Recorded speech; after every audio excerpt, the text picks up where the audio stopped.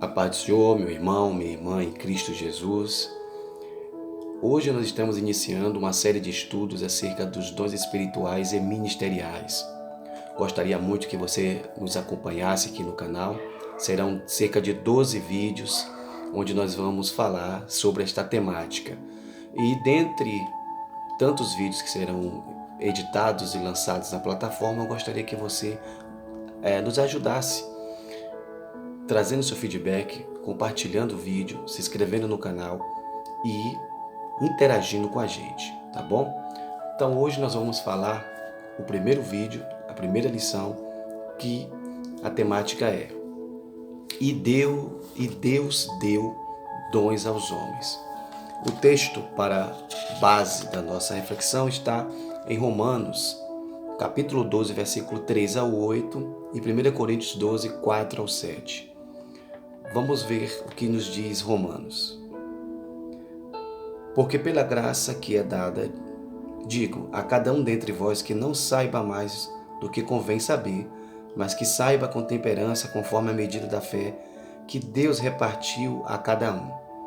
Porque assim como em um corpo temos muitos membros, e nem todos os membros têm a mesma operação, assim nós, que somos muitos, somos um só corpo em Cristo, mas individualmente somos membros uns dos outros.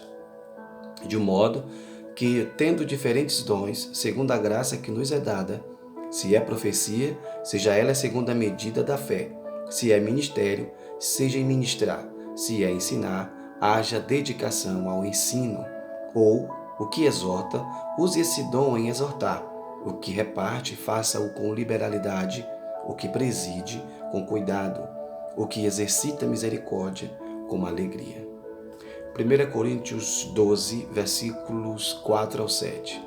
Ora, há diversidade de dons, mas o Espírito é o mesmo. E há diversidade de ministérios, mas o Senhor é o mesmo. E há diversidade de operações, mas é o mesmo Deus que opera tudo em todos. Mas a manifestação do Espírito é dada a cada um para o que for útil.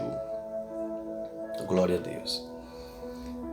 Em Efésios capítulo 4, versículo 8, tem um texto interessante que eu quero destacar aqui, que nos diz assim: pelo que diz, subindo ao alto, levou cativo o cativeiro e deu dons aos homens.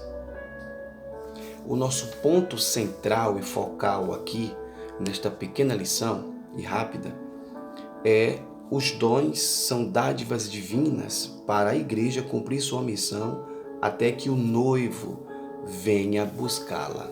Então, os dons são dádivas divinas para a igreja cumprir o seu propósito, a sua missão, até que o Senhor venha.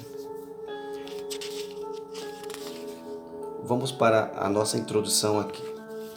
A Bíblia de Estudo Pentecostal define dons como manifestações sobrenaturais concedidas da parte do Espírito Santo e que operam através dos crentes para o seu bem comum. O Evangelho de Jesus Cristo deve ser pregado com graça e poder, e essa proclamação deve ser alcançada e deve ser abrangida para toda a criatura. Além de auxiliar o corpo de Cristo no exercício da grande comissão, os dons divinos subsidiam os santos para que cheguem à unidade da fé. Efésios 4, versículos 12 e 13. Ponto 1. Primeiro ponto. Os dons na Bíblia. Vamos ver aqui um apanhado rápido sobre os dons no Antigo Testamento, sobre os dons no Novo Testamento e na igreja. Vamos começar então pelo Antigo Testamento. O dicionário bíblico Wycliffe mostra que há várias palavras hebraicas que significam dádiva. A origem dessas palavras está na raiz hebraica Natan, que significa dar. Por isso podemos afirmar que no Antigo Testamento há vislumbres dos dons divinos concedidos a pessoas peculiares, como reis, sacerdotes, profetas e outros. Todavia, os dons divinos não estavam acessíveis ao povo de Deus da antiga aliança. como observamos no regime da Nova Aliança. Vamos ver então o Espírito Santo na Nova Aliança. No Novo Testamento, o mesmo dicionário informa ainda que ao longo do Novo Testamento a palavra dom aparece com diferentes significados que se relacionam ao verbo grego didaomai. Este verbo representa o sentido ativo da palavra dar, em Filipenses 4,15. Na Nova Aliança, os dons de Deus estão disponíveis para que a Igreja, em nome de Jesus, promova a libertação dos cativos, ministre a cura aos doentes e proclame a salvação do homem para a glória de Deus. O Novo Testamento também deixa claro que todos os crentes têm acesso direto a Deus através de Cristo Jesus e por isso podem receber os dons do Espírito. Então, no Antigo Testamento, os dons eram algo limitado e apenas para algum tipo de classe, reis, sacerdotes, profetas ou algumas outras pessoas que receberam para obras específicas. No Novo Testamento, esses dons estão aí disponíveis, porque a partir da morte de Cristo, a partir do momento que o véu se rasgou, a partir do momento que foi consumado a obra da redenção, esses dons agora são liberados pelo Espírito Santo dentro da sua soberania e para quem Ele quer. Ponto 3 aqui. Uma dádiva para a igreja. A fim de sermos mais didáticos e eficientes no estudo a respeito dos dons, nós vamos dividir aqui este assunto em algumas categorias: dons de serviço, dons espirituais e dons ministeriais. Esta divisão, ou estas divisões, acompanham a classificação dos dons conforme se encontra nas epístolas paulinas aos Romanos, 1 Coríntios e Efésios, respectivamente. Insistimos, porém, que esta classificação, lógico que é apenas um recurso didático, tá? É apenas para ficar mais fácil a compreensão dessas divisões que estão no Novo Testamento. Pois quando o apóstolo expõe o assunto em suas cartas, ele não parece querer exaurir os dons em uma lista. Antes, preocupa-se em exortar os irmãos a buscá-los e usá-los para encorajar, confrontar, confortar e edificar a Igreja de Cristo, bem como glorificar a Deus e evangelizar o mundo. Vamos então para o segundo tópico. Esse foi o primeiro tópico. Vamos para o segundo tópico, que nos mostra os dons de serviço espirituais e ministeriais. Os dons de serviços espirituais e ministeriais. Subtópico 1. Dons relacionados ao serviço cristão. Em Romanos 12, o apóstolo Paulo admoesta a igreja, lembrando-a de que o membro do corpo de Cristo não pode se achar autossuficiente. Assim como um membro do corpo humano depende dos outros para exercer a sua função na igreja, necessitamos uns dos outros para o fortalecimento da nossa vida espiritual e comunhão. Por isso, a categoria de dons apresentada em Romanos 12 traz a ideia da manutenção dessa comunhão dos santos, pois ao falarmos de serviços, subtende-se que quem serve está prestando um serviço para alguém. Observe os dons de serviço listados por Paulo em Romanos 12. Ministério, ofício diaconal, exortação, encorajamento, repartir, presidir e exercer misericórdia. Note também que esses dons estão relacionados com uma ação em prol do outro, do próximo. Portanto, se você tem um dom, deve usá-lo em benefício da Igreja de Cristo na Terra. Subtópico 2 do segundo ponto. Conhecendo os dons espirituais. Acerca dos dons espirituais, não quero, irmãos, que sejais ignorantes. Foi isso que Paulo disse em 1 Coríntios 12:1. Os dons listados em 1 Coríntios 12 são palavras da sabedoria, palavra da ciência, fé, curas, operação de maravilhas, profecia, discernimento de espíritos, variedades de línguas e interpretação de línguas. Apesar de as manifestações sobrenaturais pertencerem ao mundo espiritual, isto é, a uma categoria particular da experiência religiosa do crente, o apóstolo Paulo desejava que as igrejas, em especial a de Corinto, conhecessem algumas considerações importantes sobre os dons espirituais. Uma característica predominante em Corinto, segundo um comentário bíblico, Beacon, era a vida pregressa dos membros envolvidos com idolatria. Muitas manifestações espirituais na igreja lembravam a experiência mística das religiões de mistérios. Os coríntios precisavam ser ensinados de forma correta sobre a existência dos dons e da sua utilização dentro do culto e fora dele também. Devemos ensinar a respeito dos dons espirituais para que a igreja seja edificada. A Bíblia traz os ensinos corretos sobre o uso dos dons, e se há distorções nesta esfera, estas acontecem por algumas igrejas não ensinarem de forma correta o que a Bíblia diz, e isso contribui para o surgimento do fanatismo religioso, da corrupção doutrinária, dos movimentos estranhos e de muitas heresias. Portanto, o ensino correto das Escrituras nos orienta sobre a forma adequada da utilização dos dons e previne o surgimento de práticas condenáveis no culto. Vamos para o subtópico 3 do ponto 2, ou do tópico 2. Subtópico 3. Acerca dos dons ministeriais. A epístola de Paulo aos Efésios classifica os dons ministeriais assim: apóstolos, profetas, evangelistas, pastores e doutores. Os propósitos de o Senhor concedê-los à igreja, segundo a Bíblia de Estudo Pentecostal, são, em primeiro lugar, capacitar o povo de Deus para o serviço cristão. Em segundo, promover o crescimento da igreja local. Terceiro, desenvolver a vida espiritual aos discípulos de Jesus.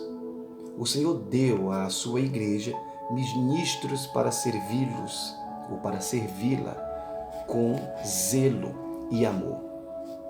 O ensino do Novo Testamento acerca do exercício ministerial está ligado à concepção evangélica de serviço. Mateus 20, 20 ao 28, ao versículo 28, João 13, 1 ao 11. Jamais há a perspectiva centralizadora e sacerdotal do Antigo Testamento. Então, essa perspectiva do Novo Testamento é uma perspectiva dentro do ensino de Cristo, dentro do ensino do Evangelho, e não dentro da perspectiva sacerdotal do Antigo Testamento. Então, nenhum membro do corpo de Cristo é autossuficiente. Dependemos de Cristo, assim como dependemos uns dos outros, para que a igreja, o corpo de Cristo, seja edificada pelos dons ministeriais. É necessário que eles sejam utilizados para o benefício de todos. Os dons são dados, de fato, com a intenção divina de que todos recebam proveito deles. Isso não significa que todos tenham um dom específico, mas há dons, manifestações, revelações, meios pelos quais o Espírito Santo se torna conhecido,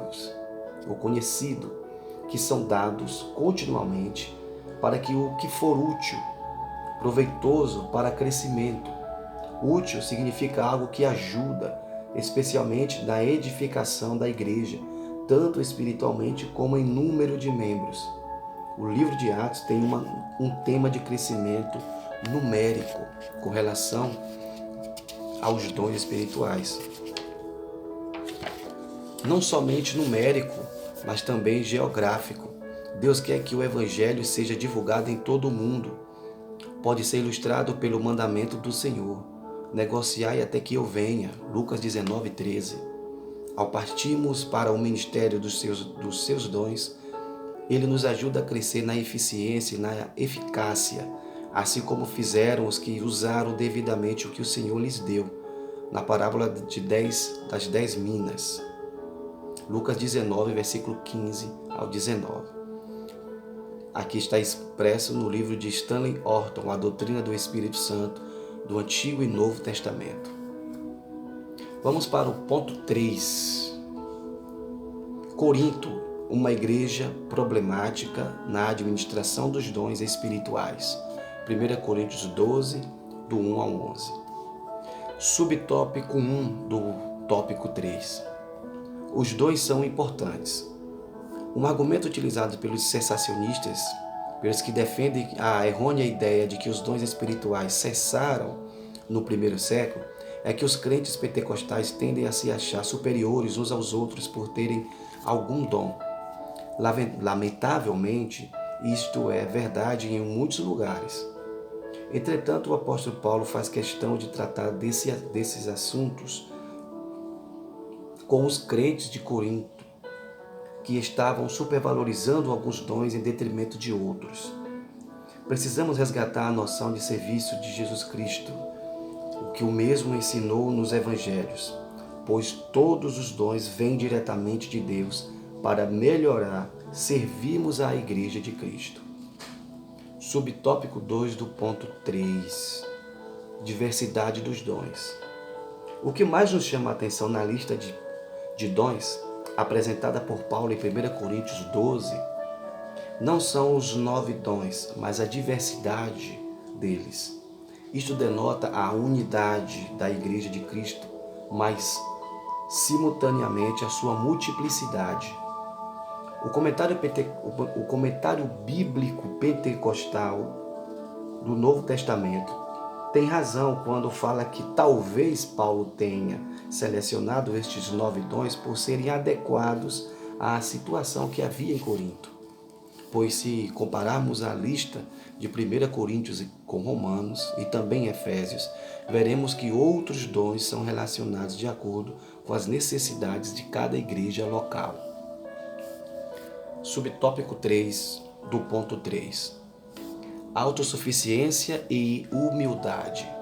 Os dons espirituais são concedidos aos crentes pela graça de Deus e não por méritos pessoais. Não podemos nos orgulhar e portar-nos de um modo arrogante e autoritário no exercício dos dons, mas com muita humildade e temor a Deus. Portanto, não use o dom que Deus lhe concedeu com orgulho, visando a exaltação pessoal. Isto é pecado. Se o Senhor lhe deu algum dom, que seja para o exercício da edificação da igreja e não contra a igreja. Use-o com um coração sincero e transbordante, principalmente de amor e compaixão para o próximo. Não foi por acaso que o capítulo 13, que fala sobre o amor de 1 Coríntios, foi escrito, ou foi colocado entre o capítulo 12, que fala sobre os dons, e o 14, que fala sobre línguas e profecias. Então é importante sabermos que não existe um dom mais importante que o outro. Todos vêm diretamente de Deus e são úteis para a edificação do corpo de Cristo. Quero trazer aqui um complemento teológico do livro A Doutrina do Espírito Santo do Antigo Testamento e Novo Testamento, escrito por o teólogo Stanley Orton. Ele diz assim: os dons espirituais, que são pela graça mediante a fé, encontram-se na palavra grega mais usada para descrevê-los, carismata, dons livre e graciosamente concedidos. Palavra esta que se deriva de caris, graça, o imerecido favor divino. Os carismas são dons que merecemos sem os merecermos. Dão testemunho da bondade de Deus e não da virtude de quem os receberam. Uma das falácias, das mentiras que frequentemente enganam as pessoas é a ideia de que como Deus abençoa ou usa alguém. Isso significa que Ele aprova tudo o que a pessoa faz. Isso significa que Ele aprova tudo o que a pessoa faz ou ensina, mesmo quando parece haver uma unção, não há garantia disso. Quando Apolo chegou a Éfeso pela primeira vez, não somente era eloquente em sua pregação, era também fervoroso de espírito, tinha o fogo. Mas Priscila e Áquila perceberam que faltava algo. Logo o levaram provavelmente para casa a fim de participar de uma refeição e lhe explicaram com mais exatidão o caminho de Deus. Atos 18, versículos 25 e 26. Era, pois, o caminho de Deus a respeito dos dons espirituais que Paulo, como um pai, desejava explicar com mais exatidão aos coríntios. A esses dons ele dá o nome de espirituais, em 1 Coríntios 12, 1. A palavra dom não se encontra no grego. A palavra por si mesma inclui algo dirigido pelo Espírito Santo. Então, para concluirmos, é importante entendermos que o estudo dos dons de Deus, aos homens é amplo e nos apresenta recursos pelos quais podemos servir ao Senhor e à sua igreja. Esses dons são para os nossos dias, pois há na Bíblia